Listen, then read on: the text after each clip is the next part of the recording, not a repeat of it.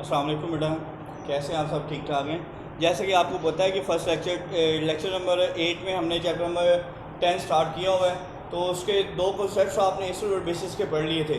ठीक है, आज हम उसी का एसिड और बेस के हवाले से थर्ड कॉन्सेप्ट पढ़ेंगे। एक नया साइंटिस्ट है, उसकी बात थोड़ी सी डिफरेंट होगी। अभी तक आपने पढ़ा था एच प्रोटॉन प्रोड्यूस हो रहा है या डोनेट हो रहा है या गेन हो रहा है, हाइड्रोक्साइड आयन था, ये वाले सारे कॉन्सेप्ट से आर्हीनियस टू एंड ब्रॉन्सलरी। लेकिन आज का जो हमारा मतलब टॉपिक है वो भी एसिड और बेस का ही है, लेकिन इसमें थोड़ी सी बात चेंज होगी। चेंज इस तरह होगी कि ये हमें बताएगा एसिड क्या है और बेस क्या है अकॉर्डिंग टू इलेक्ट्रॉन। ठीक है, इलेक्ट्रॉन के ट्रांसफ़र होने, यानी कि इसमें भी एक डोनर होगा और एक एक्सेप्टर होगा। ठीक हो गया बेटा? तो इस साइंटिस्ट हमारे पास जीएन लेविस। ठीक है,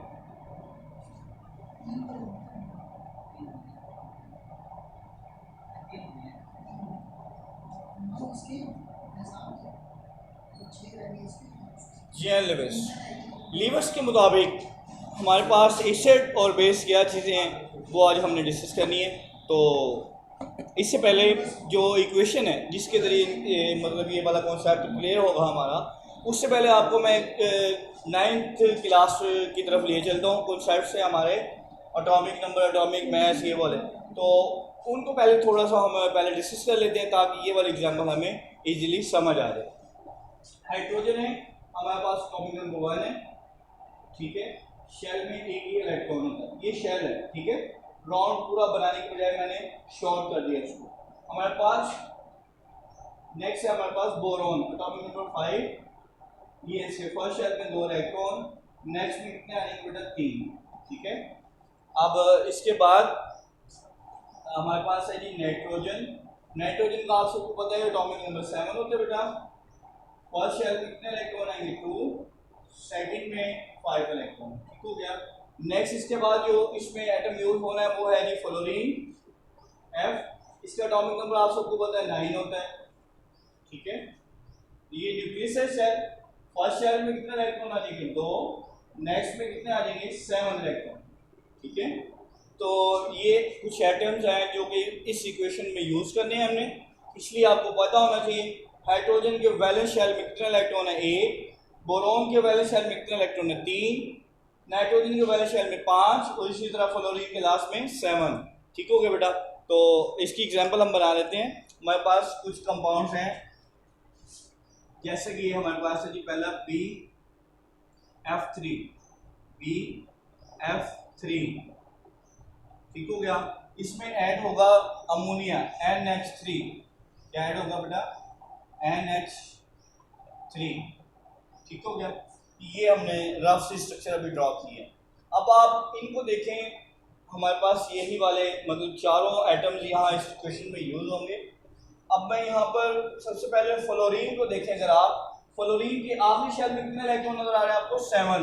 तो यहाँ पर बेटा मैं 7 डॉट लगा दूंगा। ठीक है, ये डॉट क्या है? इसके इलेक्ट्रॉन है। क्या है बेटा? इसके इलेक्ट्रॉन।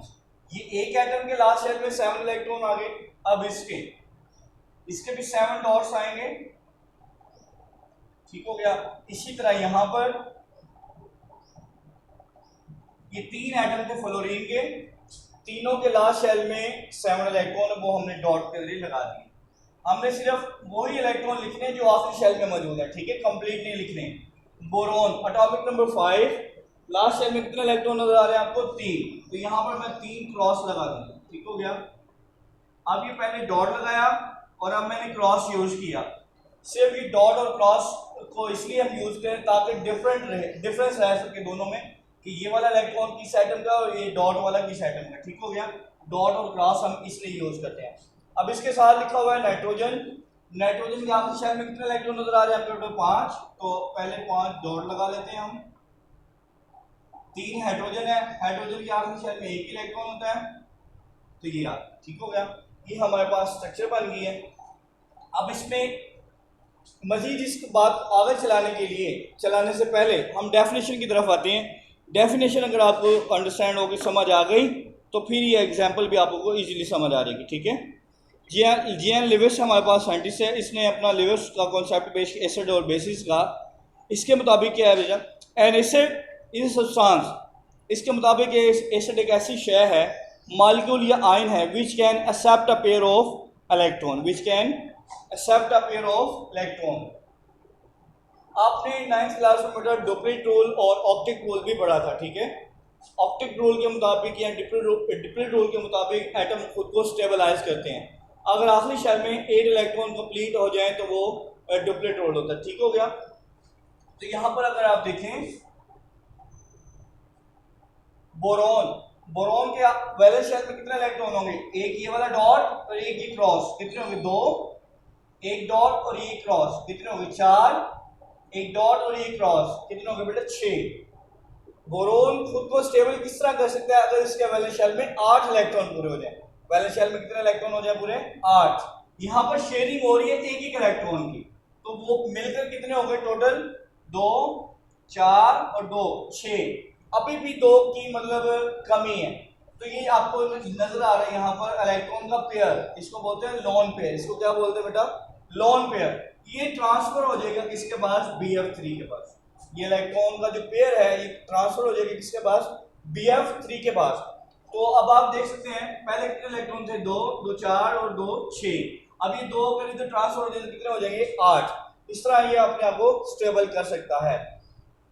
अब यहाँ पर एरो साइन आएगा क्योंकि ये रेक्टेंस है, दूसरी तरफ हमें प्रोडक्ट लिखने होते हैं, ठीक है।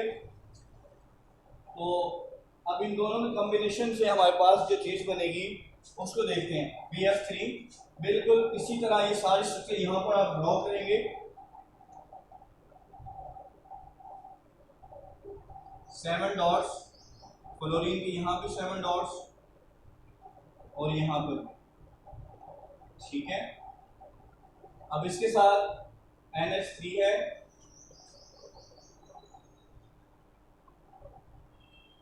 एक क्रॉस सिंगल, क्योंकि एक इलेक्ट्रॉन होता है इसका, आपने अभी देखा है, इसके 5 इलेक्ट्रॉन, ठीक हो गया। बिल्कुल एज इट इज स्ट्रक्चर आपने यहाँ ड्रॉ कर लिया। ये जो आपको एरो साइन मैंने कहा था इलेक्ट्रॉन ट्रांसफर शो कर रहा है, तो आपने यहाँ पर इसको सिंपल इस तरह से प्लेस कर देना है। ये इलेक्ट्रॉन रहेंगे तो ये अपनी जगह पर ही, लेकिन ये आपको एरो साइन ये बात शो कर रहा है या आइडेंटिफाई हो रहा है कि इसमें इलेक्ट्रॉन एक्सेप्टर कौन है और डोनर कौन है। इलेक्ट्रॉन एक्सेप्टर क्या है, BF3, और इलेक्ट्रॉन डोनर क्या है, NH3। इसको आपने एक स्क्वायर ब्रैकेट में लिखना होगा, ठीक है। इसको आप एक स्क्वायर ब्रैकेट में लिखेंगे। और इस प्रोडक्ट हमारे पास लिवर्स में जो भी प्रोडक्ट बनता है वो सिंगल होता है, सिंगल स्पीशीज, जिसको आप सिंगल कंसीडर करेंगे, वन एक ही प्रोडक्ट है, और इसका नाम क्या है, एडक्ट। इसको क्या बोलते हैं बेटा, एडक्ट बोलना है आपने, ठीक है। दोबारा से इसको रिकॉल करते हैं सारे को। हमारे पास according to Lewis concept acid क्या है, एसिड उसको कहते हैं जो इलेक्ट्रॉन एक्सेप्ट कर सके, डोनेटिंग, जो इलेक्ट्रॉन एक्सेप्ट कर सकते पेयर, उसको एसिड। और जो इलेक्ट्रॉन डोनर करता है, यहाँ पर NH3 इलेक्ट्रॉन अपने डोनेट कर रहा है, तो जो डोनर होगा वो क्या होगा, बेस, ठीक हो गया बेटा। जो एक्सेप्ट करेगा वो एसिड है, जो डोनेट करेगा वो बेस है। ये एक एग्जांपल है। एक एग्जांपल हम और कर लेते हैं इसके साथ। हमारे पास हाइड्रोजन आयन है, हाइड्रोजन क्या है, आयन। और आयन कब बनता है, जब ये अपना एक इलेक्ट्रॉन होता है, अगर उसको भी लूज कर दे बेटा तो हमारे पास ये किस फॉर्म में आएगा, आयोनिक फॉर्म में आ जाएगा। इसके साथ रिएक्ट का दूसरा रिएक्टेंट क्या है, NH3, क्या है हमारे पास दूसरा, NH3, अमोनिया है हमारे पास, ठीक है। तो सिंगल क्रॉस, एक ही इलेक्ट्रॉन होता है इसके पास। नाइट्रोजन के वैलेंस शेल में 5 इलेक्ट्रॉन होते हैं, ठीक है।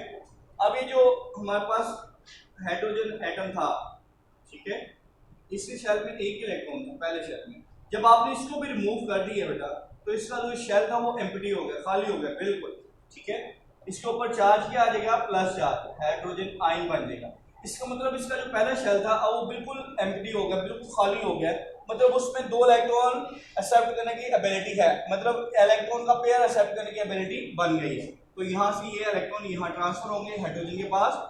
Arrow sign between reactant and product, arrow sign आ गया हमारे पास।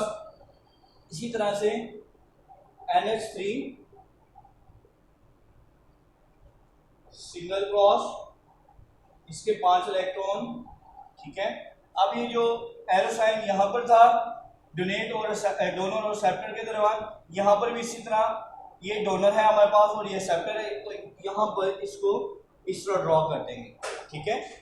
ये जो एरो साइन है इसका हेड किसकी तरफ होगा, एक्सेप्टर की तरफ, और इसकी जो टेल है वो किसकी तरफ होगी, डोनर की तरफ। और जो एक्सेप्टर होता है वो क्या होता है, एसिड, और जो डोनर होता है वो क्या होता है, base, according to Lewis, according to बेटा लिवर्स। इसको भी आप स्क्वायर ब्रैकेट में ही लिखेंगे। और ये भी क्या कहलाएगी, एडक्ट, ये सिंगल प्रोडक्ट है हमारे पास, इसको भी आप लिखेंगे, ये क्या है जी, एडक्ट है, सिंगल स्पीशीज, ठीक है। अब रह गई बात इस पॉजिटिव साइन की, ये पॉजिटिव साइन आपने ओवरऑल बाहर लिख देना है पावर में, ठीक है। ये पार्शियल पॉजिटिव चार्ज जो है ये बाहर चला जाएगा। इसमें ऐसा कोई कॉन्सेप्ट नहीं था प्लस माइनस का, तो यहाँ पर प्लस साइन, प्लस के साइन आपको नजर आ रहे हैं पॉजिटिव, तो इसको आपने ब्रैकेट के बाहर लिखना होगा, ठीक है। बाकी स्ट्रक्चर ये आपके सामने है। अब ये दो एग्जांपल्स के जरिए आपने मतलब इसको अंडरस्टैंड किए levers concept of acid and bases. इसकी थोड़ी सी हम रीडिंग कर लेते हैं बेटा।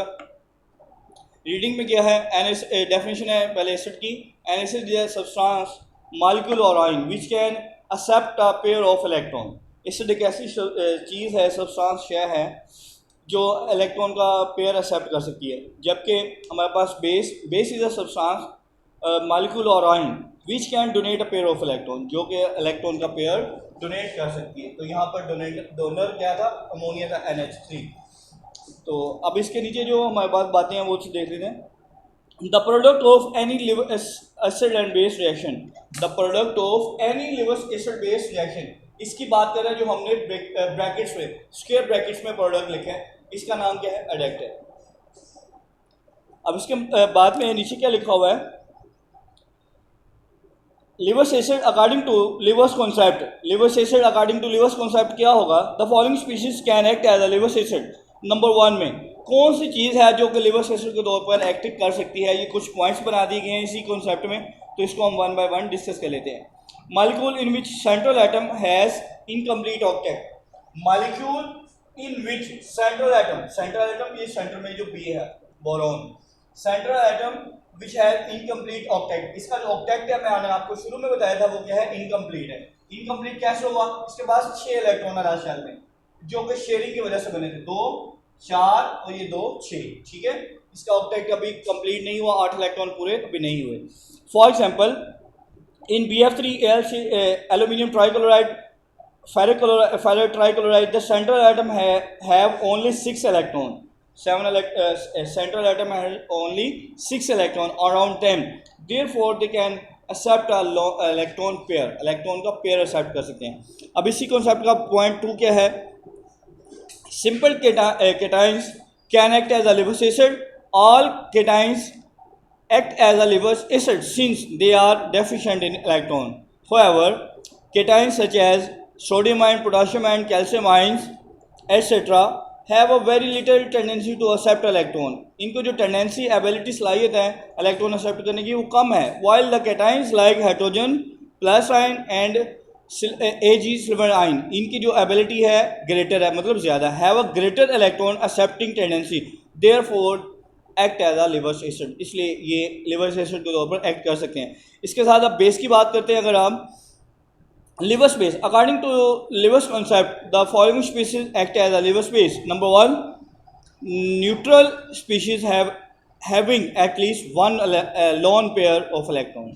हमारे पास अगर कोई सिंगल स्पीशीज है जैसे कि अमोनिया है, इसके पास एक इलेक्ट्रॉन पेयर है, तो ये Lewis इस बेस के तौर पर एक्ट कर सकते हैं। Because they contain a lone pair, NH3 ammonia, दूसरा हमारे पास अमाइन है, पहले क्या किया हमारे पास NH3, ये भी Lewis बेस है, तो इसके साथ लिखा है NH2, क्या लिखा है बेटा, NH2। यहाँ पर इलेक्ट्रॉन पेयर मौजूद है इनके पास, ये दोनों Lewis बेस के तौर पर एक्ट कर सकते हैं। यहाँ पर एक H रिमूव करने से अमोनिया से क्या बन जाता है, अमाइन बन जाता है। क्या बन जाता है बेटा, अमाइन बन जाता है, ठीक है। और इसी तरह इसके साथ दूसरी एग्जाम्पल अल्कोहल की फॉर्म में मौजूद है। नंबर 2 बात करेंगे हम Lewis बेसिस के लिए। Number 2, negative charge species or anions, for example chloride, cyanide, hydroxide ion etc.